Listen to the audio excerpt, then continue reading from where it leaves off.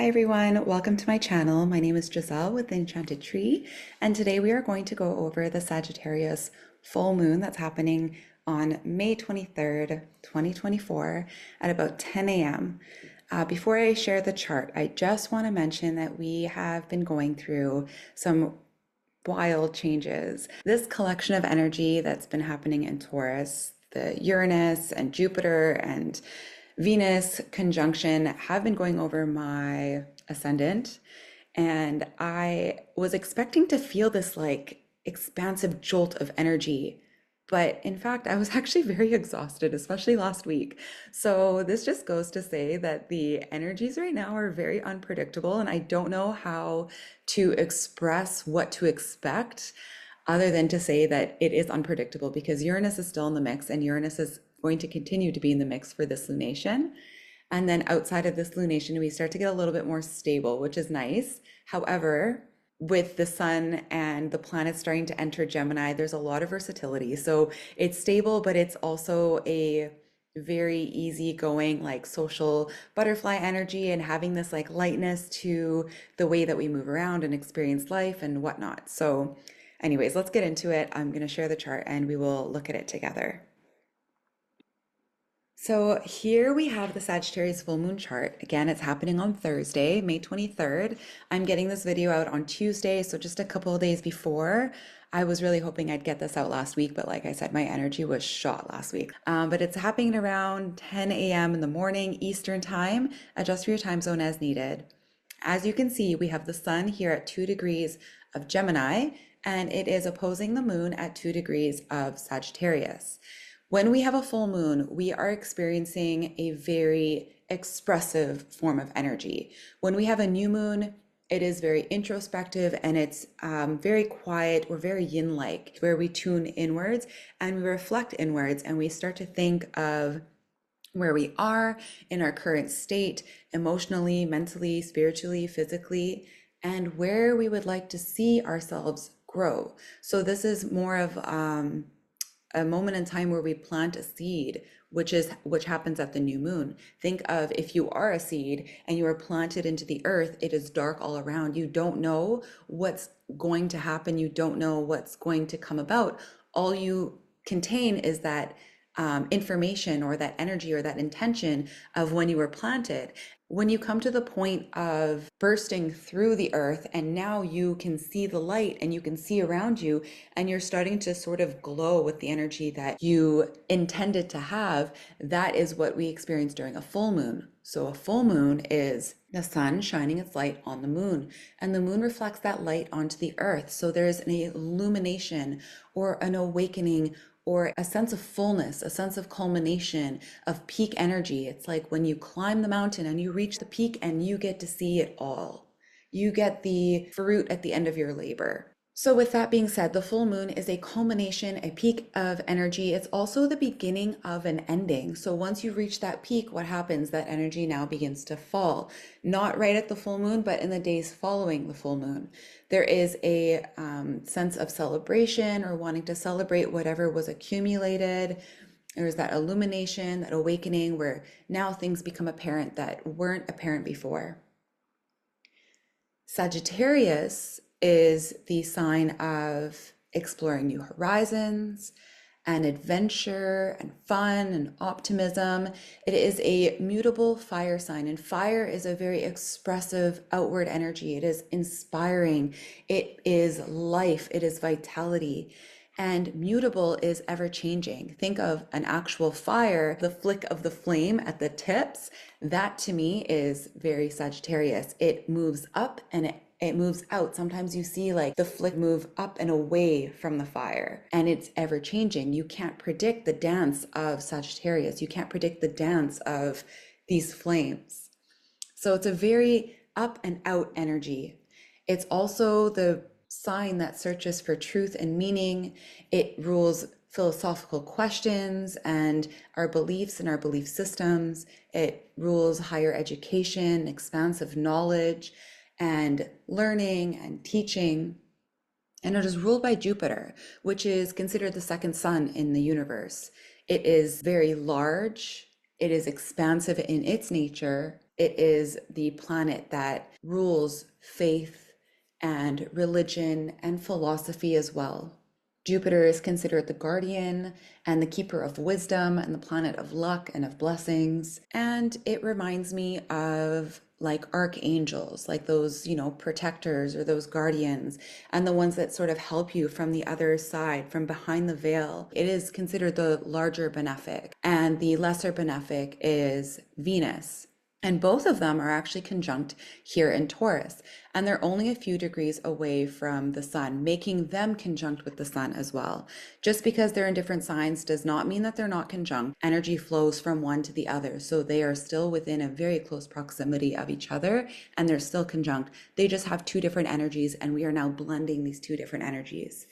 Taurus is the sign of the physical, of the body, of the material, whereas Gemini is a sign of the mind, of logic, of trying to, find a rational reason for certain things and how certain things work.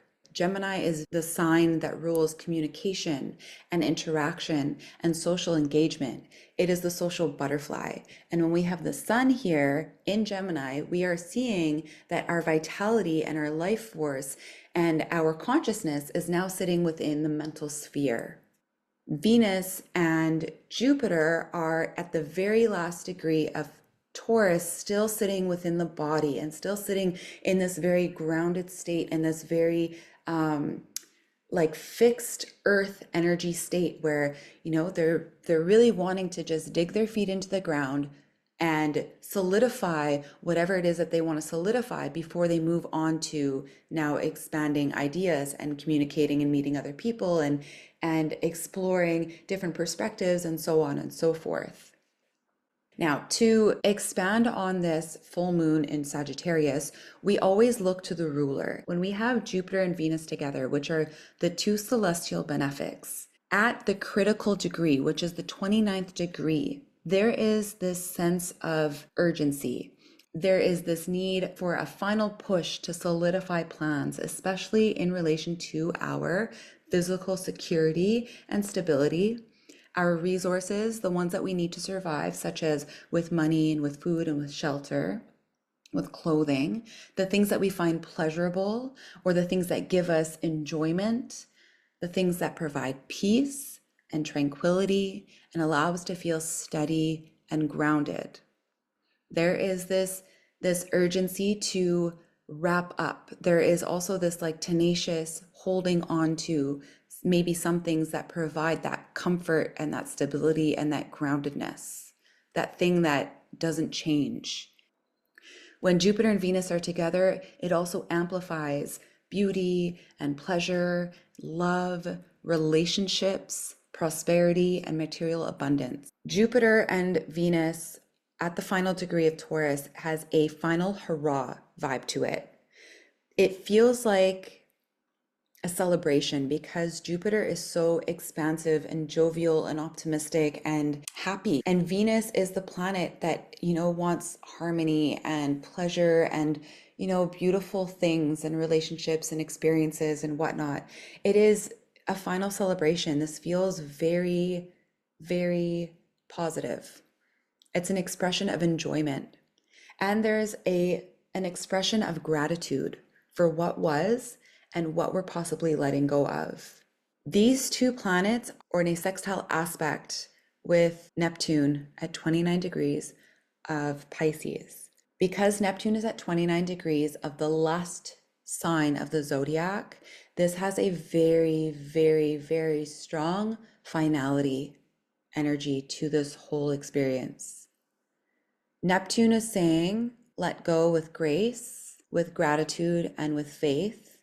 And Jupiter and Venus are saying, it's really difficult to because I'm really attached to this one thing. However, I'm going to have faith in the release because I trust that there are more things on the horizon, that there are new and better and more expansive experiences and things to accumulate on the horizon, because Jupiter and Sagittarius rule new horizons, and Venus rules like the things that we enjoy and the things that we accumulate.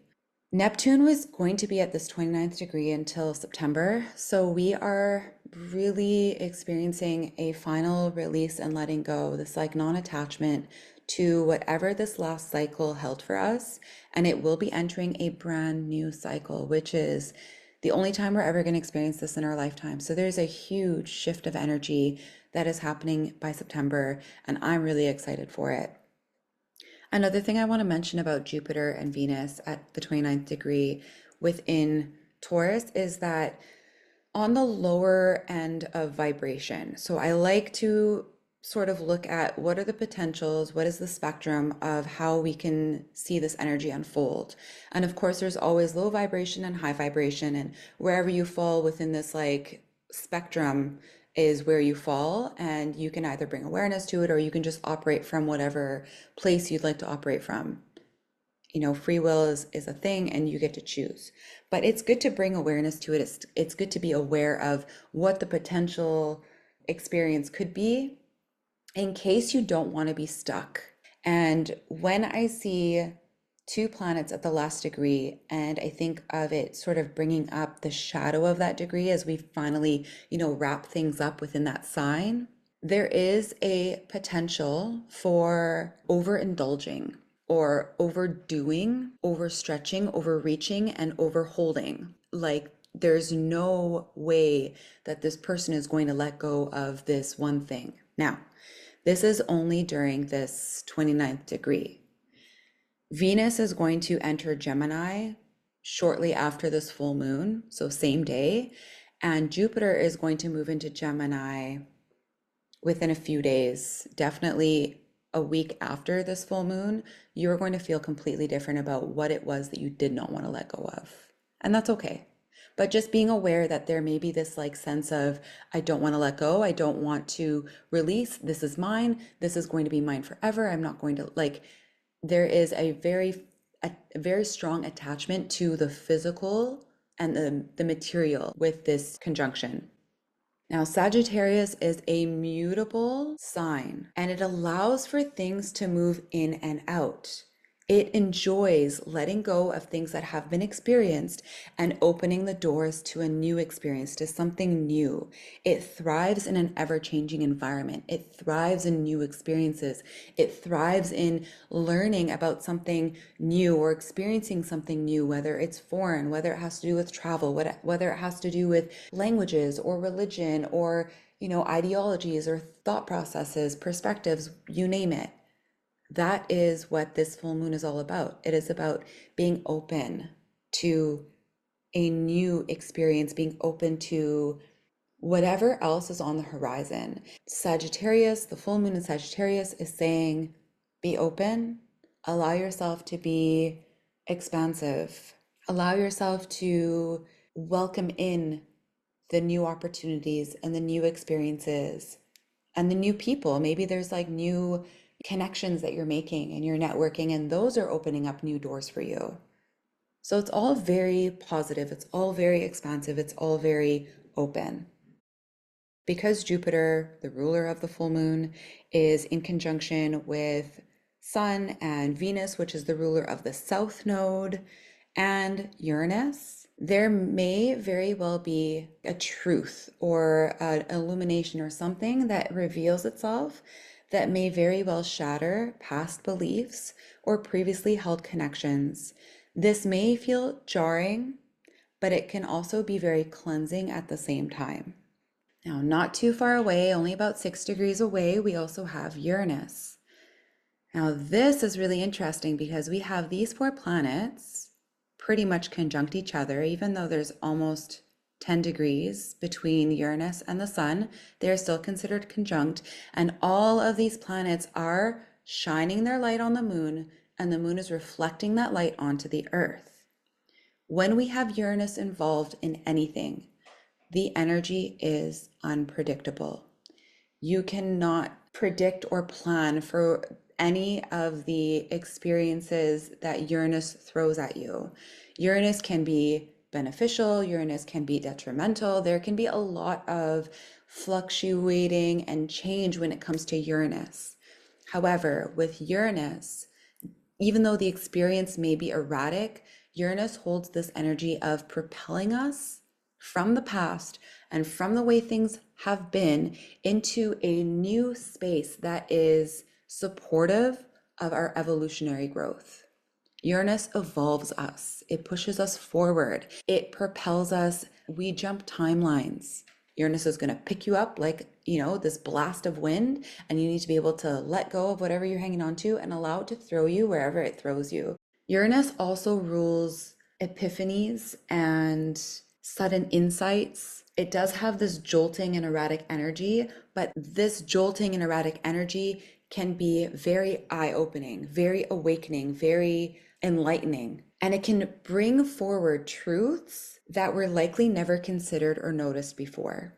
It is creating some very powerful and electric currents that are shifting us away from what was in the past and into our new timeline, into this new experience of where we are meant to travel, where we are meant to explore, where we are meant to experience life, and where we're meant to now build our new home. This is an energy that maybe perhaps opens your mind up to recognize a path that you didn't notice before, but now is apparent. Or maybe you did start to see little glimpses of this path and you didn't think too much of it, but now it's becoming a little bit more prominent in your mind and experience. The sun and the moon are in a really nice supportive aspect with Pluto. And the moon is making a sextile with Pluto, the sun is making a trine with Pluto, both in a very, very easy flowing path of energy with this evolutionary planet. Pluto is in an introspective state while it's retrograde. So that puts us in an introspective state with the sun and the moon in such a nice aspect with it. So Pluto is influencing within us deep introspection and a desire for change. Emotions can be intense, but they're also cathartic, cleansing, and very healing at this time. So to wrap up, this full moon is heightened emotion that is healing, that is cathartic, that is transformative, that is changing. It is releasing and expansive and abundant and surprising and celebratory and holds, gratitude, and is asking you to just have faith in what's to come or what's on the other side. Now it's on to the next chapter. Now it's on to the next experience. Now it's on to the next thing. It's very pleasant and optimistic, and it feels very welcomed and blessed. One more thing I'd like to mention about Neptune is a very spiritual planet, and Pisces is the sign that it rules in modern astrology, and Pisces is also a very spiritual sign. And both of them really connect with this ethereal connectivity among everything. There is no boundaries or separation or beginning and end. Everything flows together. Everything blends together. Everything is happening at the same time. It is divine understanding that everything that begins and everything that ends is not truly beginning or ending. It's all blended. Everything is eternal and everything is connected. So although in this physical realm, it may feel like there's an ending, and maybe it feels like this is the end of the chapter. There's maybe potentially a little bit of like a sentimental, oh, my heart, I can't believe I'm saying goodbye to this, past life or whatever it is. That never ceases to exist. It continues on, and it's never fully, it's not like it vanishes. It's there. It's just now we're experiencing and exploring something new. Now we're experiencing and exploring a whole new story. One last thing I want to mention is that the ruler of the North Node, which is Mars, is conjunct the North Node. And Mars at the North Node is green light energy. It is giving you the green light to go for it, to do it, to step into that new, to explore that uncharted territory, to experience the thing that you need to experience in order to continue forward in your evolutionary growth. And it is also very closely conjunct Chiron, which has to do with healing, especially healing, your identity and who you are, being in Aries and standing in your authenticity and moving through life at your pace, by your rules and on your terms. this full moon is super beautiful, super positive. I'm very excited for it. I hope you all have a wonderful full moon. Until next time, take care.